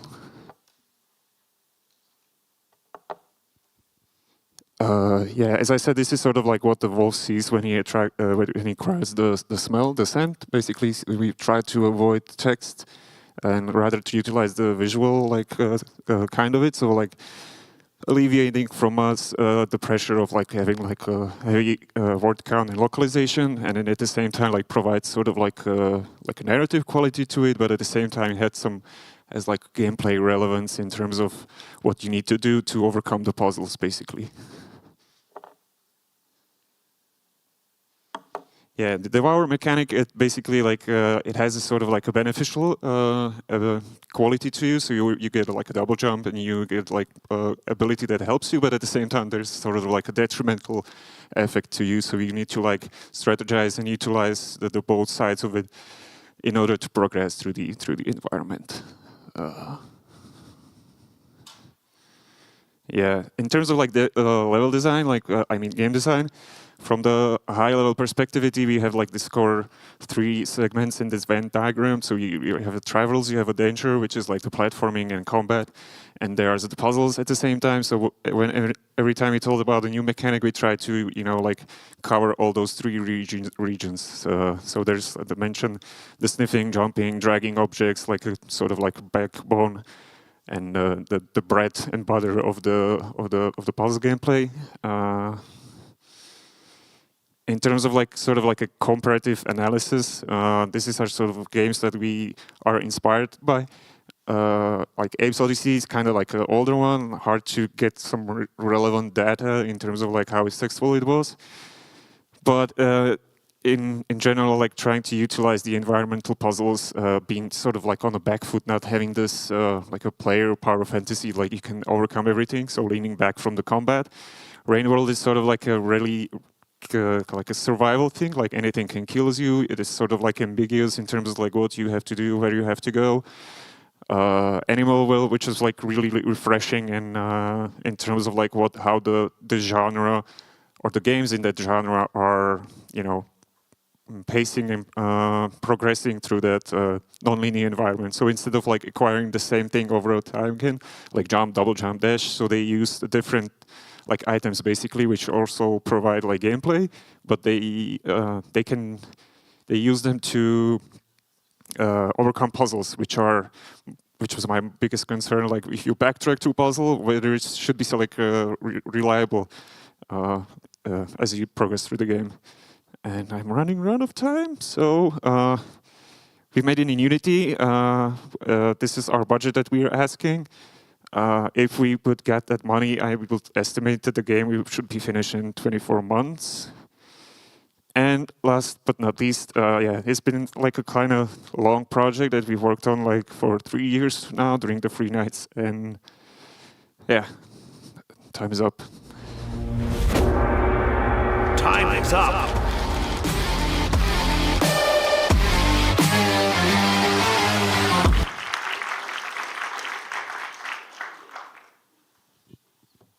Okay, so I start. Thank you. It was very nice to have clear USPs in the beginning. That's good, and not every page had it. Also, I really appreciate, I think the art style is nice. Overall, we are now representing over 50 games, and I can tell you that like platformer genres are one of the hardest to find a publisher for. So you didn't pick the easiest genre, and combination of platformer genre and budget over 300K might be actually now quite tricky. If I think now from top of my head about different publishers, it's definitely excluding a lot of those. On the other hand, I think it's professionally done. I like the Metroidvania with pissing mechanic on top. So I think there could be some nice claims for publishers, but you would need to add way more business numbers in the presentation to have for publishers. Your wish lists. Basically, how you split the budget, if they can cut somewhere, if you can split it to DLCs or something, how you even achieve the survival audience, because survival mechanics are, you said, very important there. And then I wouldn't, if the survival is really important part, I wouldn't introduce it as a platformer, but as a survival game. And the 2D part is just representation, but it's not platformer. So that's it from me. Thank you. I remember I played this game at some festival. It was Reboot, yeah. A few years ago. And so I know you have a good playable demo. It's a really pity you didn't show us the actual gameplay, which you already have. And so I remember that the game is really nice. I like the visuals and I like the world. Where it takes place, the main character and everything. And animation is also good. So I would love to explore the world, if I'm able to, because I'm really bad at the platformer and skill-based games in general. So, but my advice would be to focus on the world itself more, on the storytelling and on exploring the world, maybe. So that's my point of view. Thank you. Yeah, I mean, we leaned back from the combat a lot, like because, like, to be honest, like we figured out that it's be too hard to compete with some of those best games in this genre. You know, like SingSong coming up, Crowdstorm, very like hyper-polished moment-to-moment gameplay, which are really like tight, and not just like we learned that we don't find that much fun in it anymore because it took us a long time to get here, and the market is super oversaturated with them. We wouldn't be able to distinguish ourselves from those games. Not only that we would be the same, we would achieve that same quality. So that's why we kind of pivoted to the more like less skill-based gameplay, but more into the puzzle kind of area, which you should be happy more about it. Yeah. Yeah, this was already mentioned, but I have to touch base on this. It's in regards to the positioning. So I wrote down, it's Metroidvania, 2D, side-scroller, action-adventure, and survival. Try to focus and rank it. Yeah, so we'll start with the most important one. If you are not keen on the 2D, for example, you can use different words like side view. That is helping to say the same, but in different kind of words. Like a side scroller, right? A side view. Oh, side view. Okay. There was one graph. There was one page with 3 circles on it. That was too fast to digest as an audience. Yeah, but this was very important because there was an overlapping part in the middle, and that is something you would want to point out if you have this in the presentation deck, which I liked very much. Did you touch on the RRP, the suggested price point? Sorry, like the price for the around 20 euros. I mean, I'm not sure, but it would depend on the amount of gameplay, like the duration, which probably might be the next question. And we're trying to put it around 12 hours right now, but like sort of like a completionist kind of level. Like you explore every single corner of the world. Yeah. Okay, then I hand over to you because that's your question. Well, thank you. I was also there at Reboot, and I also played a few years ago. So I'm sorry to see you here because that means you didn't find any funding. I know timing is difficult. On the pitch itself, I remember the game from last time we met, and the art direction is really the strong part of your project. So I regret you have slide like this one, which is very black, and so you should put more of your art on front of people because your character is very nice, and I remember you have very nice stuff in the game. So yeah, you should be pushing that a lot. You just mentioned you have a 12-hour games coming. So maybe there's a key here because I agree with Vlad, finding more than 300,000 right now on the market. Well, you've been experiencing that for the past 2 or 3 years. It's very hard. So maybe aiming for a smaller game at a smaller budget will open opportunities. So it would be almost impossible to find a publisher to follow you on 300 for that kind of game. But if you are down to 150, maybe that opens some different opportunities. And it's okay to have a 6-hour long game in that game. If it's 6 good hours, absolutely, it can be fine. Yeah. So maybe reduce the scope, reduce the budget, and also my main concern, if I was still a publisher talking to you, would be that you've been working for a long time on that project. Are you still up for it? It's been hard. Yeah, I know. Especially like team-wise when you have to like leave it and go to your daily jobs. But I think we're still like really proud of how we got here and not being like totally destroyed by the feedback from those publishers. Basically, like what you describe in terms of like what's the ratio between budget and the game length. However, like estimated it is.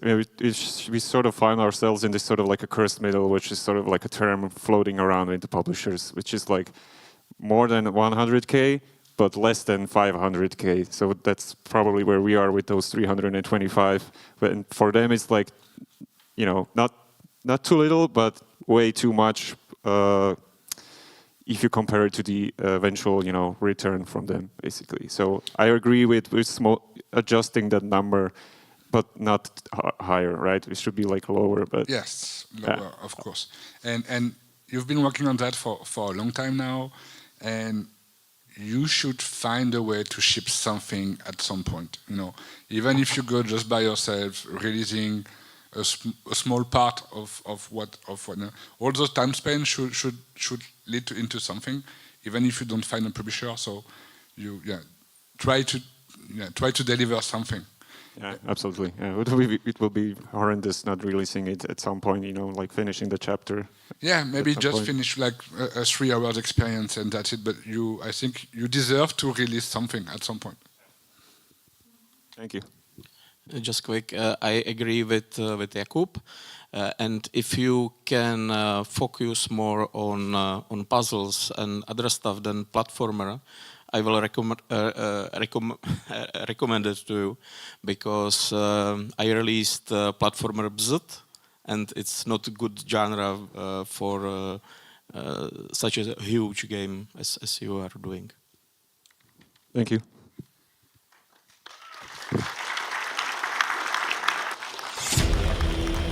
Established and wide audience genres.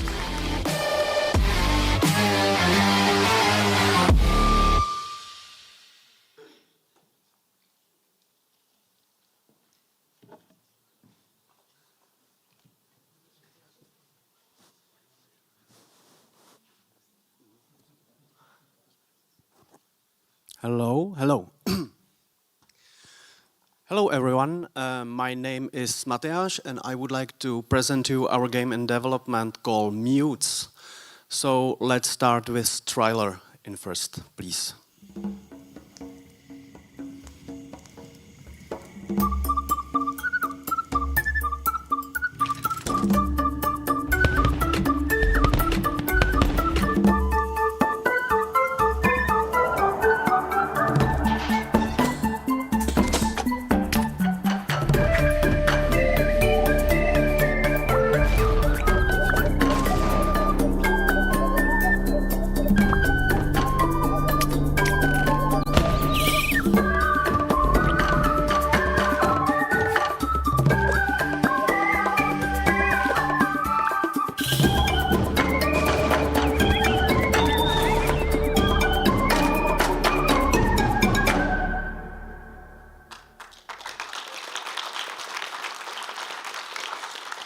Thank you.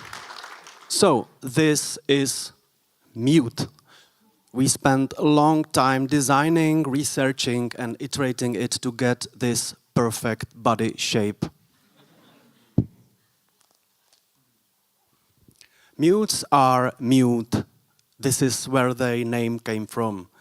Unless they have this artificial speaker, which allows them to speak in normal voice. I wouldn't say that. I care about you. Too early, sorry. Never mind. The story is about this character called Gizmut. He is egoistical maniac and he uses his voice to rule over all these mutes. Own children. Care about news as if they were my... Sorry, he's a bit shy and saying some weird stuff. Say that. The first one, yes, please, yes. Say that. I care about news So now. as if they didn't say that. I care about news as if they were my own children. We can stretch, grab and hold things and fire stuff using our bodies as slingshot, all based on in-game physics. The result is tactile, satisfying and funny. The whole game revolves around these bodies, around their anatomy that allows players to do very funny things using in-game physics. Through the game, you will uncover that despite what he says, he is a chaotic, incompetent, and really embarrassing figure. And players will have, of course, to let him down. So use these mechanics to start top-down action puzzle platformer journey. Speaking characters react to your gameplay with humor and irony, ways that both kids and adults will enjoy. Go on. Not only we are working on a story-based single player, but we also have multiplayer full of frenetic action. Up to 4 players can compete in various modes via local, online and couch. You can try all this on our playable demo here in Game Zone. So, this is what we already have done. Now we are working on levels, puzzles, and we do a lot of playtesting. We plan to release the game in spring 2026, first on PCs and then port it to all possible platforms. Sure, we have lots of ideas for DLCs. The scope is comparable to projects such as Overcooked, Broforce for multiplayer, Angry Birds for characters, iconic characters and physics, and Half-Life for its simple but great, brilliant story. But our inspiration doesn't come only from games, as our team is full of talented artists that came from all over the artist genres, such as visual arts, music, stop motion, movie, theater, and so on. This multidisciplinary approach is very efficient and led us to really fast go further to achieve our goal and to make the game. We are looking for partners to help us with marketing and game launch, quality assurance and professional feedback, and money to cover the rest of development. So that's all. Thank you.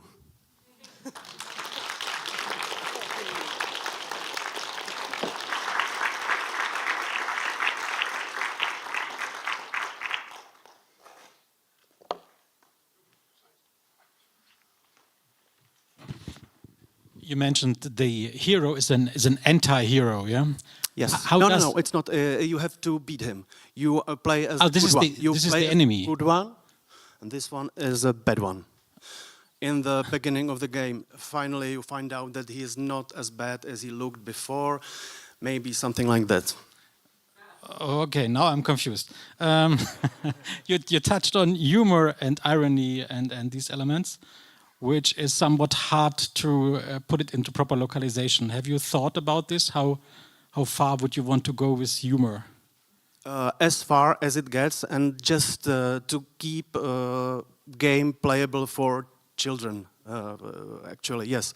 Okay. Our aim, our goal is to make game for children from maybe 5 years and up. So the humor and irony, as I mentioned, should be there, present. But sometimes the only adults will understand what's going on. Such as our great inspiration is some movie, Lego movie. Mm. It's every kid enjoy the movie, but adults understand the jokes behind the story. Mm. But so to speak, it's preschool and the parents as yes. Okay. And I made a note transmedia because that came across quite good. This is more than just a computer or video game. So thanks for the presentation. Thank you. Yeah, thank you. Thank you for the presentation. I also noted that we are targeting at a. I don't have so much feedback on the pitch itself. You're just missing the budget. As you mentioned, you need the money. So how much you're looking for? We are looking for 220,000 euros. Okay, so you should mention that, of course, on a budget. And my main feedback will be that you are looking for a kids and very casual audience. And somehow it's quite difficult to find a publisher for that because most publishers are more confident with more hardcore and gamer audience. So they are actually, I will leave Vlad comment on that, but I don't know so much publishers that are good with that target audience, and I know even less people that are interested in that target audience, to be honest. So good luck finding a partner. Thank you. We know that making games, we just experience it every day. It's full of obstacles. We know there will be obstacles, something like this, so we will need to handle it, figure it out, yes, but we count on that. Yeah. Yeah, my advice would be rather to look for an investor than a publisher, because as I was saying, a good publisher for you will be very hard to find, but that doesn't mean that you should not work on that project. But the audience, I think you will need to go get your audience by yourself, because I know very few publishers on the indie side that are able to talk to kids, parents, and that kind of audience. Yeah. Yeah. We know that there are many ways how to release the game. Maybe we try some early access, something like that would work as well. So this is still part of our development. We have all doors open. I would like to ask what is the main competitor on the market for your game? I'm not sure. because our game is just in between all of games I mentioned here. But I don't know any game which is comparable using this type of gameplay we are using. So this is what I think is really powerful for our game. Yeah.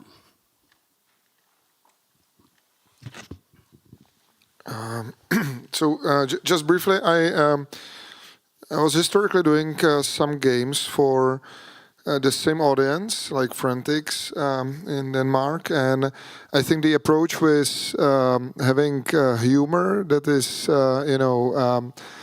not sensitive, but can have another layer for parents, like in Simpsons or whatever. That's very good one, but challenging for localization. That's true, but I think that's actually good.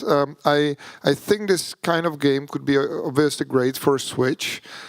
We were even doing a similar mechanic-based game for Switch 1, or I was involved in that.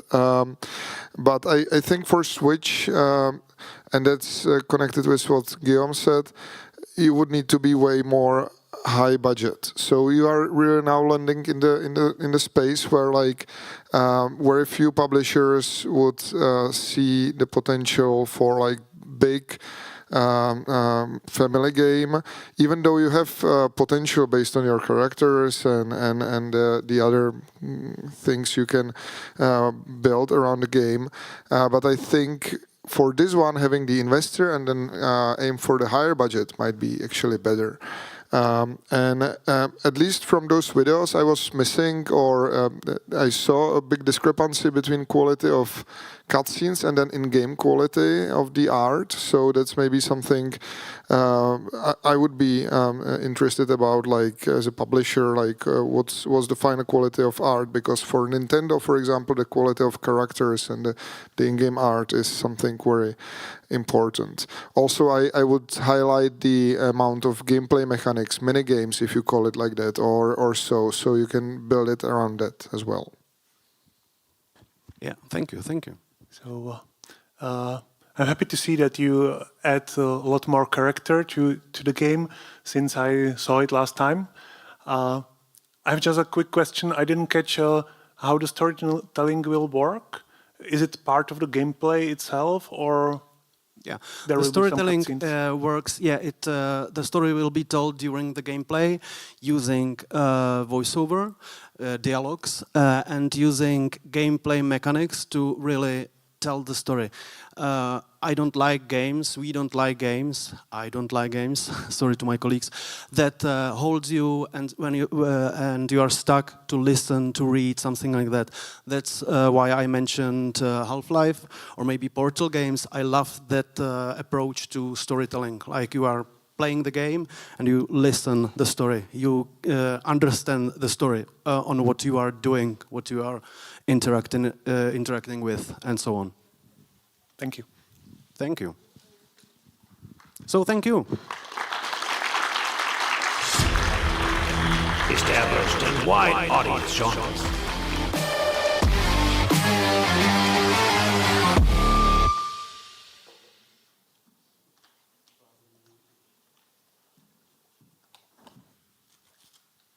Hello, my name is Matt, and today I'm here with a game called Holda. Holda is a first-person action-adventure combat game where you take on the role of a Northman who finds himself fused with a mysterious creature called Holda. We can play the video. You will fight Vikings and beasts seeking forbidden power in deep underground caves, and your goal is to stop them. Throughout your journey, you will face various giants and titans inspired by Norse mythology, and you will need to find a way how to defeat them. Some battles will take place on their giant bodies, and you will need to find a way how to defeat them. As a Northman, you embody intelligence and weapon mastery. On the other hand, as the creature, you transform into fast-paced, aggressive monster with the primal senses and climbing skills. With immersive audio and dynamic combat, Holda delivers a primal experience. One of the key features is its story is heavily inspired by Norse mythology, especially by the legends of Hodur. Players will encounter various epic boss fights. The game offers a semi or partial open world where each chapter introduces new and memorable locations. Players will be able to switch between two distinct characters, the Northman and the creature, and each character possesses a different skill tree, progression, and abilities. The game is divided into several chapters. Each chapter introduces its own memorable location that we call a base camp. In the base camp, players can upgrade and gear up before heading out for an adventure. Once the objective starts, players can explore and observe the environment and choose between two distinct styles of fight, whether it's stealth or direct combat, or a mix of both. Once the objective is completed, players need to escape this location and return to the base camp, where their performance will be evaluated. We are deeply inspired by several legendary titles, and we have drawn key elements from each to shape our game's core vision. One of our main inspirations and influences is Dishonored. We've been inspired by the game's fluid movements and great combat mechanics. The Hellblade is a great inspiration, especially how it conveys the Nordic theme and character psychological journey, and the God of War in terms of its epic and cinematic boss fights. Here are some key artworks created by one of our 2D artists that capture the atmosphere of Hulda. Something about us: we are a young and motivated team creating games with passion. We have developed and self-published a few small titles, and the core team creates up to 6 members. We also collaborate with various external partners, including Norwegian voice actors, to keep the game's authenticity. We are requesting a budget of 480k with a burn rate of 20k over a period of 24 months, so 2 years. This amount covers all the operational expenses, including salaries and outsourcing. We are currently in a prototyping phase with the core game mechanics and game architecture in place. And our main goal is to release the game as a premium title by the end of the year 2027. So what we're asking from publisher is the funding, marketing and discoverability, console submission, Q&A localization. And what our team can handle is the game development itself and console porting either to PS or Xbox. And that's it. Thank you so much for your attention.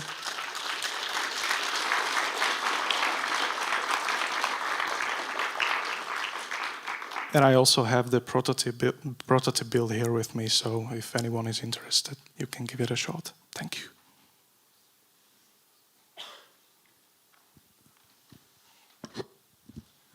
Well, thank you. I think on many aspects you are hitting a comfort zone for many publishers, which is both a good and a bad thing, which is you align comfortable thing, but you're not surprising, which can be the problem. The production value is very high, but it puts you in competition with much bigger studios than yours. But I think the project overall is interesting. The budget you are offering, honestly, budget-wise, the pitch is done properly. You will be able to pitch many publishers, but competition will be fierce. But I'm sure you have a chance to raise some money for your game. I won't say much than that. Okay, thanks. You mentioned that the game is taking place underground. Can you explain, do you have different biomes, or am I constantly in these brownish worlds? Yeah, of course. So we have up to 6 chapters, and each chapter will take place in a different environment. We are starting on the surface, where we are playing as a Northman, and you will get captured by some shamans or invaders, and then you will go deeper and deeper until you reach the gates of hell, so it gets really messy. And you will also reach the various dimensions in the Yggdrasil, but you will be mostly underground in the caves, going deeper. if you have different biomes, I recommend to show them visually, even if you only show an inspiration, like a real photo from the real world.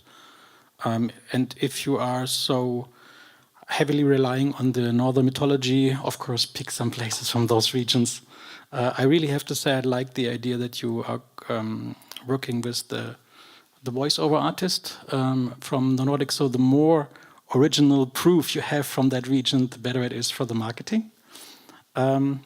You haven't touched on the price, but I guess it's then $39.99 or $49.99? 480. Okay. Sorry, the price. Per product.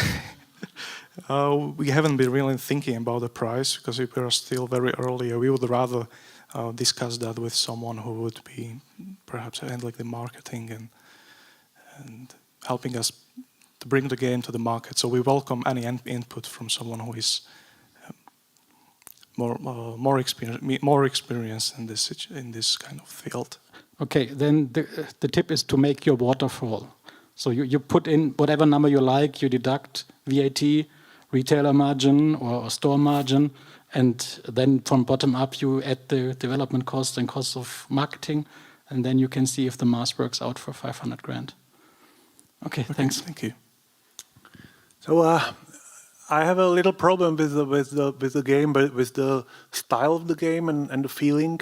It all feels to me like quite mainstream, typical AAA game, like you showed God of War or Hellblade 2, but it's very unlikely you will get anywhere close to those titles with this kind of super small budget, right?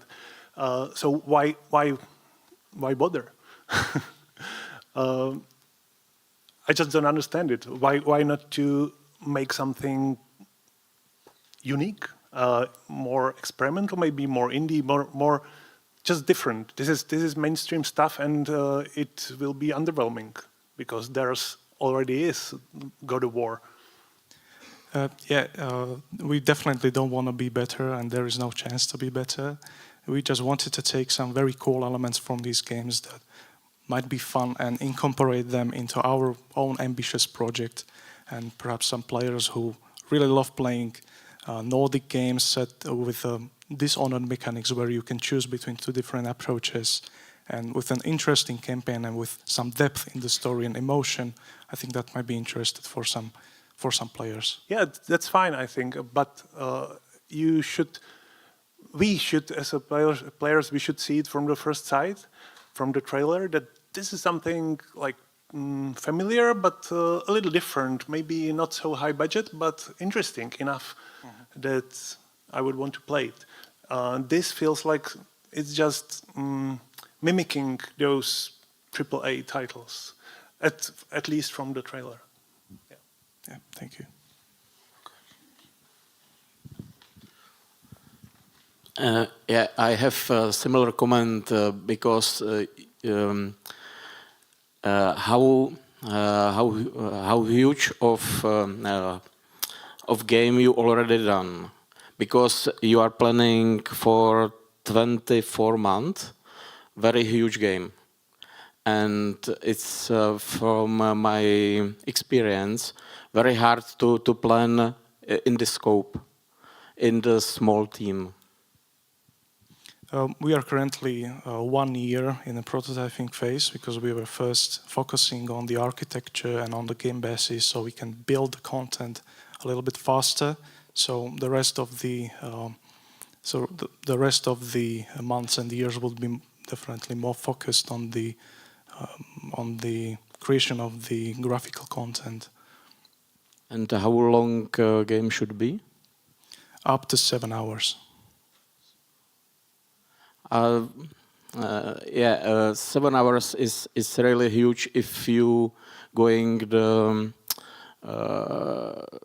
single player game in corridor. I know that you mentioned that you will have open world areas, but it's much more complicated to develop.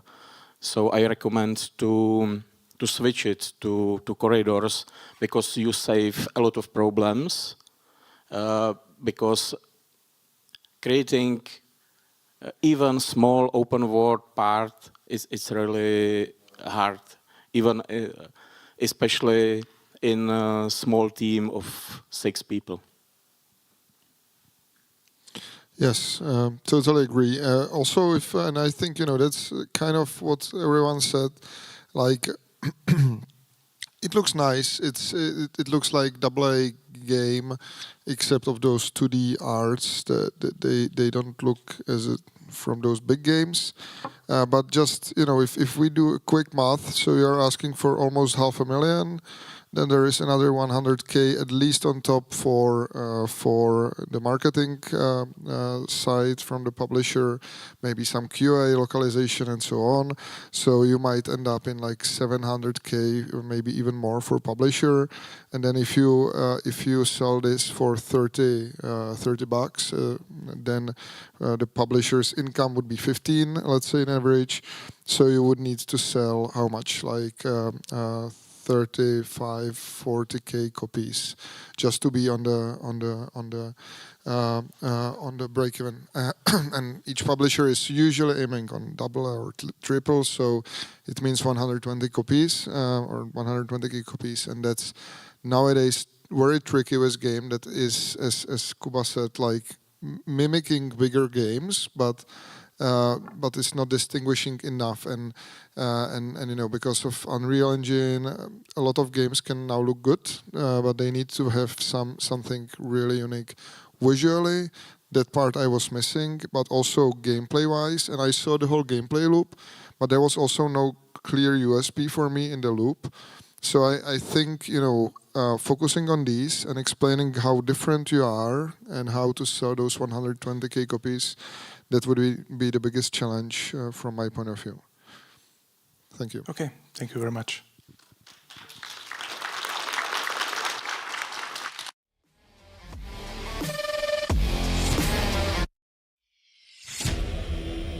Established and wide audience genres.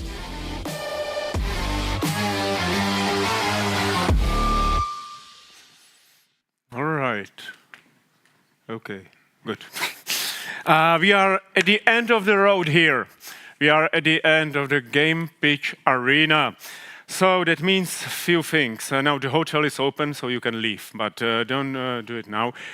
Because before that, I want to, big thank you to all the teams, to all the pitching teams that were here to present their projects to you and to our experts, to our jurors. Huge thanks to every single one of you sitting there in your comfy chairs. It was amazing, and I think even people that weren't on pitching teams learned a lot from you and from advices. And of course, thank you to the audience for sitting here, for supporting the creators, and maybe, who knows, maybe you will develop a game or make a project and you will be here at the pitch arena next year in 2026. But one thing needs to be said. This is not the end, because now you are wondering, who got the money? Who got the money? Oh, well, we are not going to tell you now. We will tell you at 7:30 in the festival tent at the chateau. Is a big, huge white tent. 7:30, please be there, and you will hear who got the money and who not. But, that's life. Okay, thank you very much. Thank you, thank you.